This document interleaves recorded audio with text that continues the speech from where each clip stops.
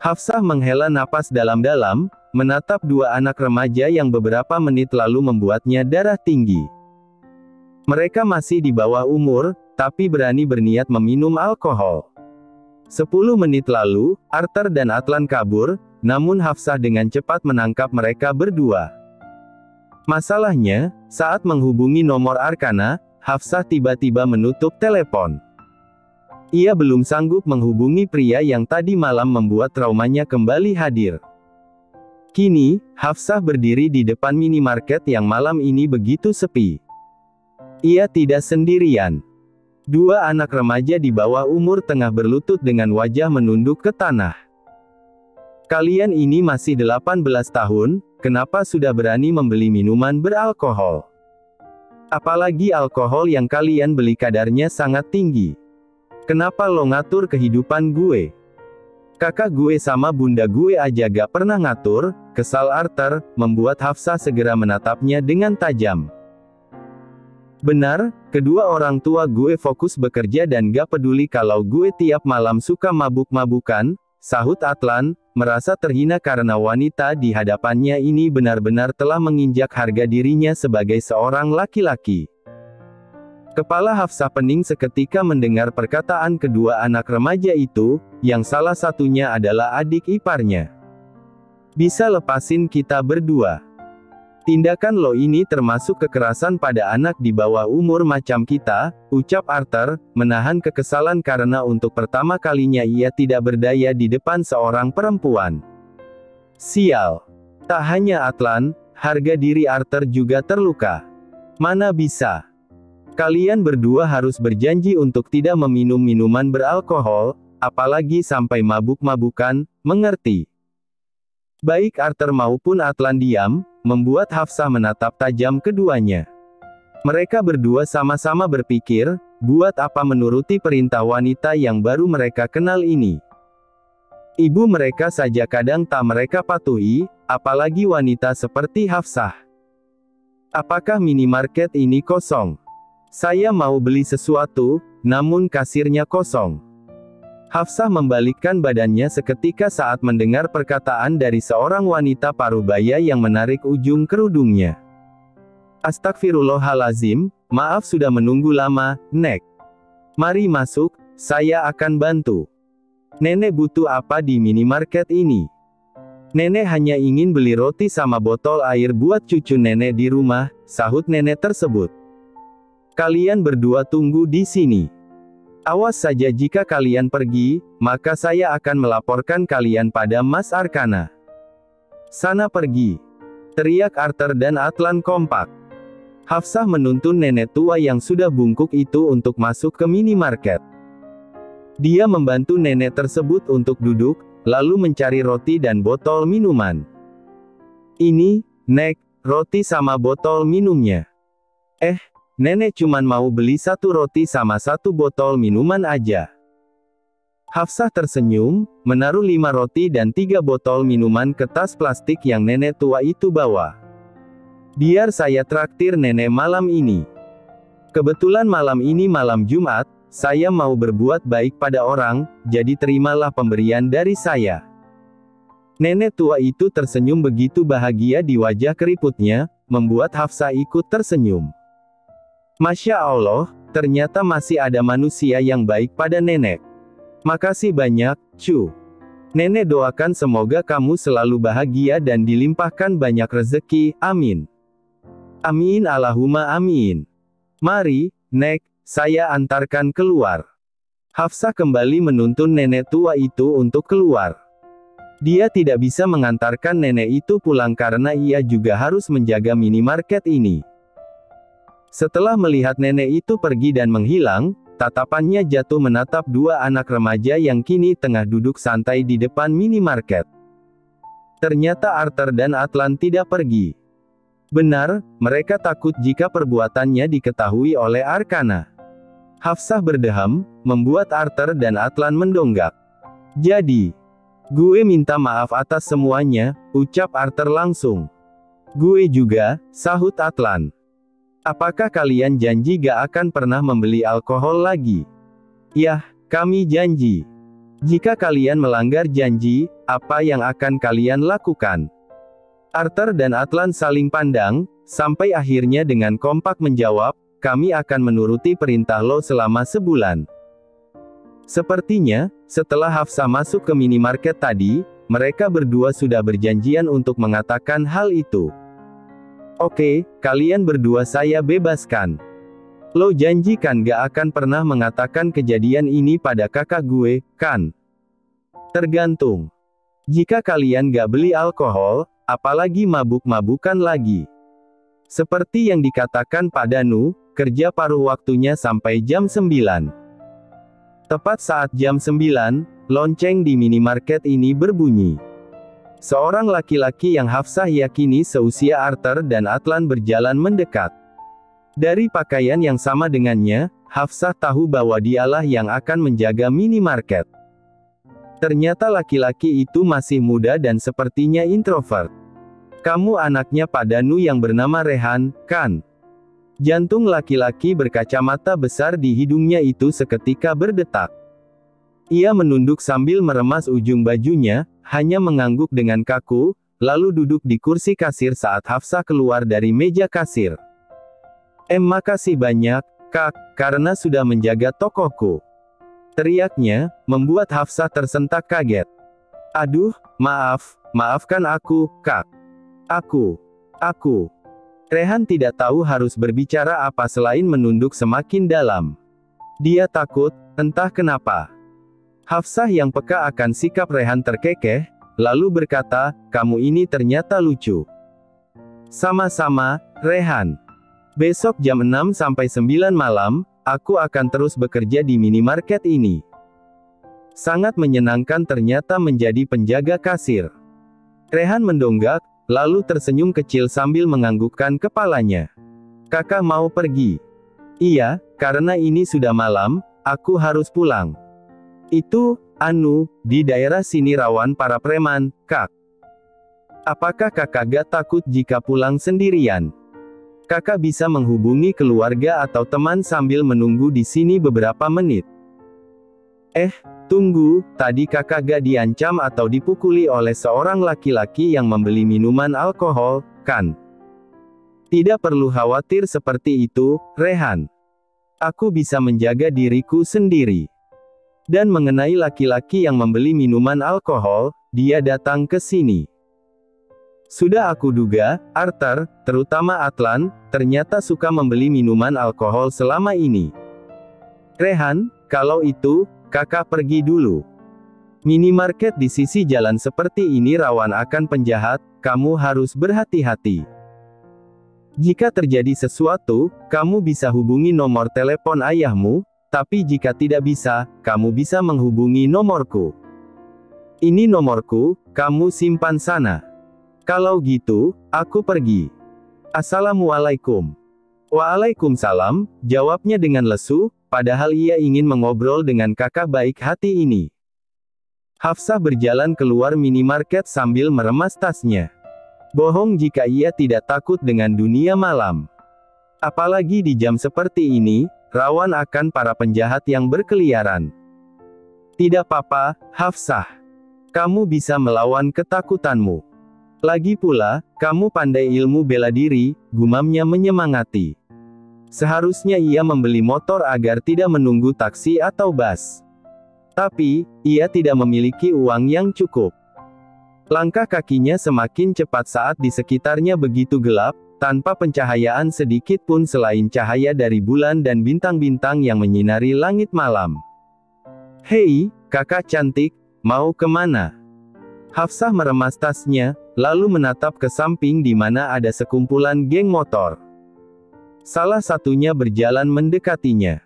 Mereka hanyalah sekumpulan remaja yang nongkrong di tempat ini. Tempat ini sepi, apalagi selalu dijadikan tongkrongan anak remaja. Tak heran saat ia melewatinya, ada banyak remaja laki-laki. Saya mau pulang, jawab Hafsah. Hatinya sedikit lega karena yang mencegatnya bukan sekumpulan preman, melainkan anak remaja di bawah umur. Mau gue antar, Kak? Ah, gak usah. Saya sudah memesan taksi online beberapa menit lalu, pasti taksinya sekarang sudah menunggu di depan. Biar saya antarkan ke depan, ya, Kak. Pepet terus, Zen. Awas, jangan sampai kendor. Teriak teman-teman dari laki-laki itu. Jangan mau, Kak. Laki-laki di hadapan kakak itu suka bawa perempuan ke gudang atau ke semak-semak. Diam, kalian. Teriak Zen, kesal pada teman-temannya. Gak usah, saya bisa pergi sendiri, tolak Hafsah, membuat laki-laki yang bernama Zen itu menggeram marah. Ini pertama kali saat ia mencegat seseorang, ia ditolak. Harga dirinya terluka seketika. Suara tawa dari teman-teman tongkrongannya terdengar, membuat Zen menarik pergelangan tangan kanan perempuan yang menolak ajakannya ini. Bu, sudah saya bilang, saya tidak mau. Teriak Hafsah setelah memberikan tendangan pada perut anak remaja ini. Suara tawa terdengar dari belakang, membuat Hafsah membalikkan badannya. Ternyata Arthur dan Atlan masih ada di sekitar sini. Ia kira mereka sudah pulang ke rumah. Hahaha, akhirnya setelah sekian lama, laki-laki playboy ini ditolak mentah-mentahan sama perempuan yang lebih tua 4 tahun dari kita. Anjir, gue puas lihat si Zen dipukul. Sialan, kalian. Gue ini teman lo atau musuh, kenapa kalian berdua merendahkan gue, hah? Teriak Zen, marah. Dia meremas perutnya karena pukulan dari perempuan ini begitu kuat. Dia salah mencari mangsa. Melihat ketiganya bertengkar, Hafsah memiliki kesempatan untuk kabur. Dia berlari sekencang mungkin untuk menjauh dari tempat ini. Tiba-tiba, taksi online yang ia pesan terlihat, membuat bibirnya tersenyum. Akhirnya, ia bisa pulang dengan cepat. Hafsah masuk ke dalam taksi tersebut, lalu merebahkan tubuhnya di kursi mobil. Helaan napas panjang keluar dari mulutnya. Kerja malam ternyata berat juga, gumamnya. Pak, pergi Jalan Mawar, stopnya di perumahan Ravindra. Bapak tahu perumahan Ravindra, kan? Tahu, Neng. Hafsah mengangguk sambil menatap langit lewat kaca jendela yang ia buka. Tadinya aku akan bekerja sehari atau 2 hari saja sampai perusahaan yang aku lamar mengabariku, tapi melihat minimarket milik kakek Danu dan anaknya membuatku iba. Sepertinya kerja paruh waktu ini akan menjadi kerja sampinganku. Untuk sejenak, Hafsah ingin beristirahat. Dia memejamkan kedua matanya karena kelelahan. Beberapa menit kemudian, Hafsah merasakan mobil berhenti. Ia menatap ke depan, ternyata ia sudah sampai di kediaman Ravindra. Terima kasih, Pak, sudah mengantarkan saya sampai tujuan. Ini ongkosnya. Sama-sama, Neng, jangan lupa kasih bintang 5. Siap, Pak. Hafsah berjalan ke gerbang yang ternyata masih terbuka. Entah kenapa, saat ia berjalan masuk ke kediaman Ravindra, hawa dingin menusuk kulitnya. Hafsah merasakan sesuatu terjadi di rumah ini selama ia berada di luar. Mungkin hanya perasaanku saja. Ia segera membuka pintu utama kediaman Ravindra. Tidak ada kehidupan di sekitarnya. Apakah orang-orang semuanya sudah tertidur? Pastinya, karena sekarang jam sudah menunjukkan pukul 9.30. Syukurlah, dengan gini aku bisa langsung beristirahat, gumamnya sambil berjalan menaiki anak tangga satu per satu. Dia berjalan ke kamarnya. Memang sejak awal, kamarnya dan Arkana terpisah. Bukan ia yang meminta, tapi Arkana sendiri. Walaupun mereka menikah, alasan mereka menikah karena Azril dan Hazril, jadi wajar jika mereka pisah kamar. Ah, malam ini benar-benar sangat melelahkan. Ceklek. Hafsah membuka pintu kamarnya, lalu dengan cepat merebahkan tubuhnya ke atas ranjang. Hafsah terlalu terburu-buru ingin merebahkan tubuhnya ke atas kasur sampai lupa lampu tidak ia nyalakan. Biarlah, aku ingin tidur malam ini, gumamnya dengan kedua mata terpejam. Tapi sebelum ia tertidur, ia lebih dulu membuka kerudung yang seharian ini menutupi kepalanya. Alisnya mengernyit saat merasakan decitan suara ranjang, seakan-akan ada orang di sebelahnya. Kedua matanya melebar saat merasakan tubuh besar entah milik siapa tiba-tiba menindihnya. Aham! Kedua matanya semakin melotot saat merasakan lehernya basah. Dia meringis kesakitan dibuatnya, ternyata pria misterius itu menggigit lehernya. Brengsek! Kenapa kamu tidak menjawab telepon dari saya, sialan? Hafsah sekarang tahu siapa pria yang sudah berani menindih tubuhnya ini. Kamarnya yang gelap hanya bisa melihat sosok tubuh besar Arkana yang berada di atasnya. Lepas, ucapnya dengan bibir bergetar. Ingatan kelamnya tiba-tiba muncul, membuat traumanya kembali hadir. Hafsah berusaha menghilangkan ingatan kelamnya itu.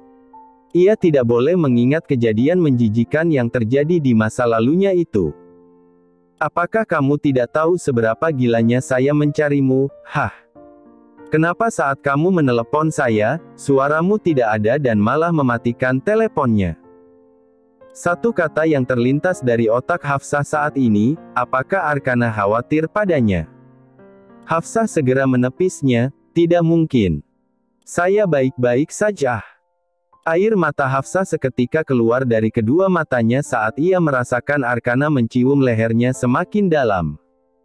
Tubuhnya bergetar seketika, saat ini ia tengah ketakutan. Apa yang terjadi dengan Arkana sebenarnya? Mas Arkana. Hafsah mendesah antara rasa takut dan terbuai dengan ciuman dari suaminya ini. Arkana tidak akan menyentuhnya semakin dalam, kan? Tidak, tidak, tidak. Alasan ia menyetujui pernikahan ini karena poin ketiga, Arkana tidak akan menyentuhnya, apalagi menaruh benih di rahimnya. Hafsah berusaha memberontak dari kungkungan Arkana, namun sekuat tenaga ia memberontak, kekuatannya tidak sebanding dengan kekuatan yang dimiliki suaminya ini. Ia merasakan tubuh Arkana panas dan bau alkohol tercium dari hidungnya. Sepertinya Arkana mabuk. Kamu milikku, Hanum, bisik Arkana mencium bibir Hafsah sambil tangannya membuka kancing pakaian yang Hafsah pakai hari ini. Hafsah tahu sekarang ini Arkana tengah mabuk dan ternyata sejak tadi Arkana menyentuhnya sambil membayangkan jika Hanumlah yang dia sentuh. Entah kenapa, memikirkan hal itu membuat sesuatu di dadanya menjadi sesak. Ada apa ini? Kenapa hatinya sakit? Dengan perasaan marah, pada akhirnya Hafsah mendorong tubuh besar Arkana dari atasnya hingga dia terjatuh ke lantai. Ia segera berdiri, lalu menyalakan lampu kamarnya.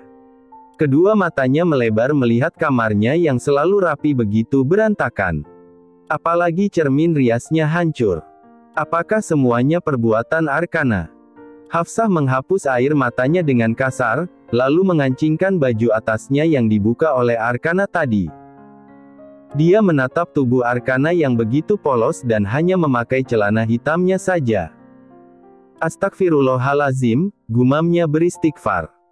Mas, sadarlah, sebaiknya Mas pergi ke kamar Mas sendiri. Hafsah menggoyangkan tubuh Arkana yang begitu lemas, namun masih ada sedikit kesadaran. Kamu milikku, jangan pergi, jangan pergi. Hafsah menghela napas dalam-dalam, sampai akhirnya mengangkat tubuh suaminya itu ke atas ranjangnya. Tubuh Arkana panas, dia sepertinya demam. Hafsah berniat akan pergi mengambil air hangat untuk mengompres suaminya ini, tapi terhenti saat tangannya dicekal. Jangan pergi. Kamu berkata seperti itu untuk siapa? Hanum atau diriku, Mas? Tanya Hafsah dengan pelan. Arkana hanya diam dengan alis mengernyit, menahan sakit di kepalanya. Entah berapa botol yang Arkana minum malam ini. Hafsah tak menyangka jika Arkana suka minum alkohol. Jangan pergi. Arkana memeluk perut Hafsah dengan erat hingga sang empu tidak bisa memberontak. Wajahnya tenggelam dengan sangat nyaman di sana hingga Arkana masuk ke dalam mimpi. Capek, ya Allah, gumam Hafsah, menatap langit-langit kamarnya, lalu beralih menatap Arkana yang kini sudah tertidur sambil memeluk perutnya.